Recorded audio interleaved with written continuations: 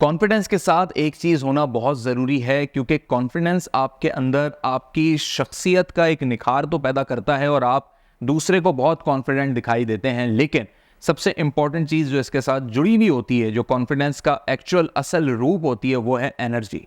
Energy आपके अंदर अगर नहीं होगी तो आपका कॉन्फिडेंस बेकार है।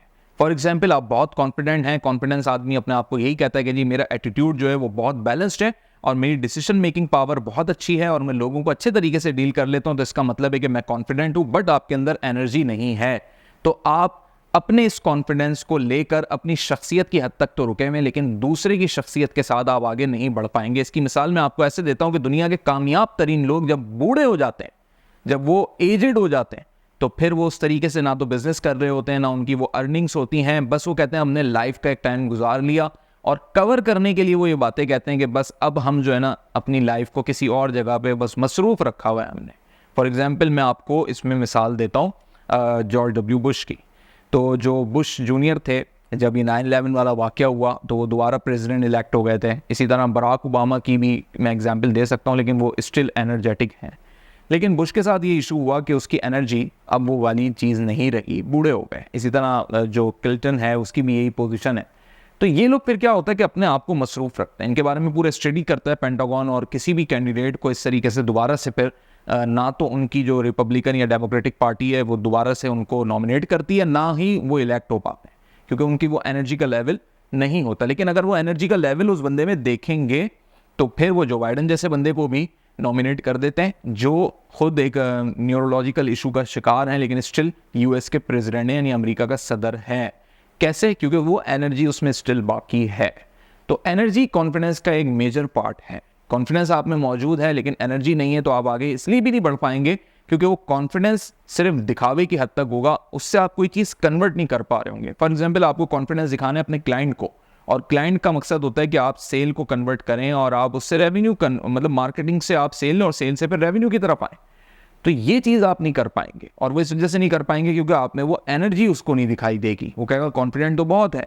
फॉर एग्जाम्पल, जितने भी बूढ़े लोग हैं जिन्होंने इंडस्ट्रियाँ खड़ी कर दी, बड़े कुछ बन गए, आखिर में वो कहते हैं जी अब रिटायर हो गए, थक गए, सुबह अखबार पढ़ते हैं, गोल्फ खेलने चले जाते हैं और उसके बाद आके शाम की चाय पी के सो जाते हैं या खबरें सुन लेते हैं।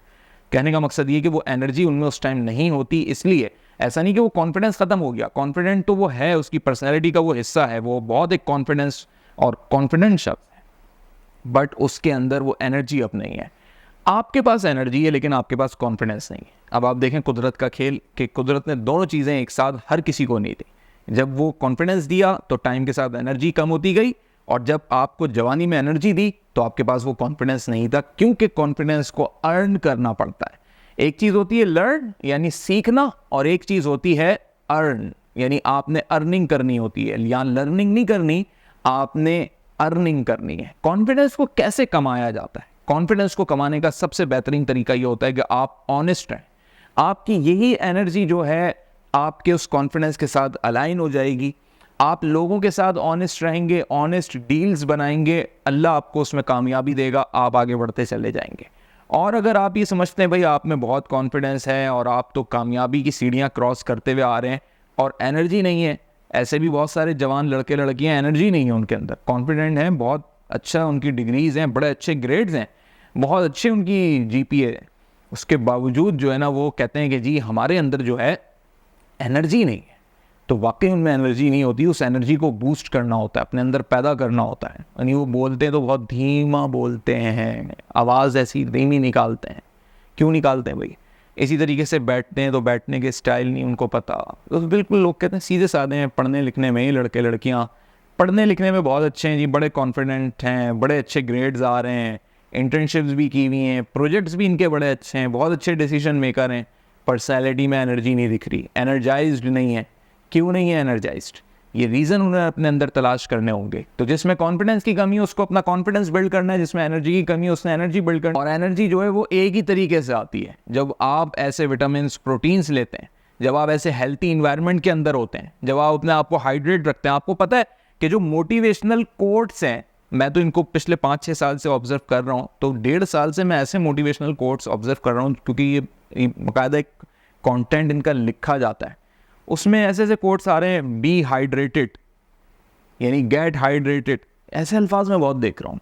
तो मैं ये सोच रहा हूँ क्यों ऐसा कहा जा रहा है। उसकी बेसिक वजह ये, दो इसके पीछे वजूहात थी जो मुझे मिली। एक तो वजह ये थी कि कुछ जो पानी बेचने वाली कंपनियां हैं, एक साथ वो बड़ी कोविड के बाद नई कंपनीज खुली हैं वर्ल्ड वाइड जो पानी बेच रही हैं, तो वो इस वजह से भी मोटिवेट कर रहे हैं कि भाई लोग पानी पीते रहें।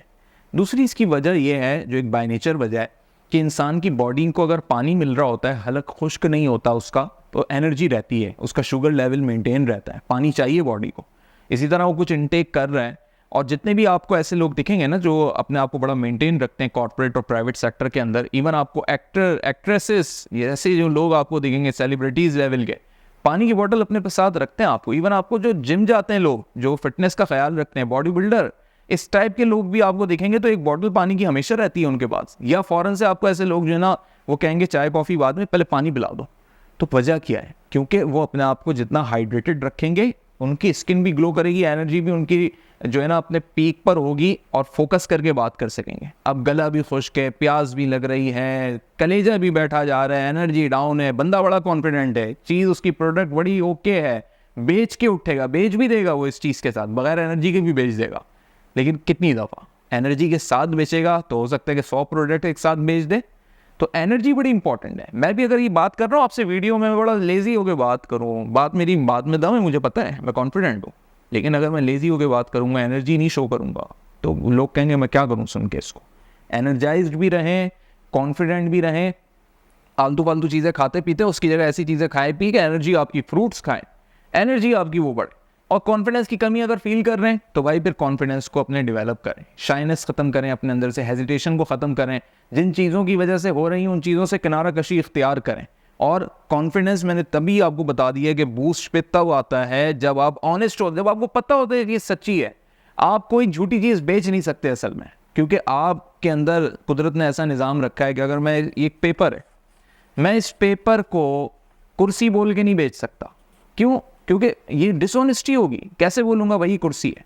हाँ, मैं कागज़ की तोड़ मरोड़ के कुर्सी बना दूँ और बोलूँ ये एक चेयर है, तो वो उस कीमत पे तो नहीं बिकेगी ना जिस कीमत पे चेयर बिकती है। तो कागज़ है, कागज़ की अपनी वैल्यू है। ऑनेस्टी का मकसद ही यही है कि जो चीज़ जैसी है उसको उस तरह ही बताओ।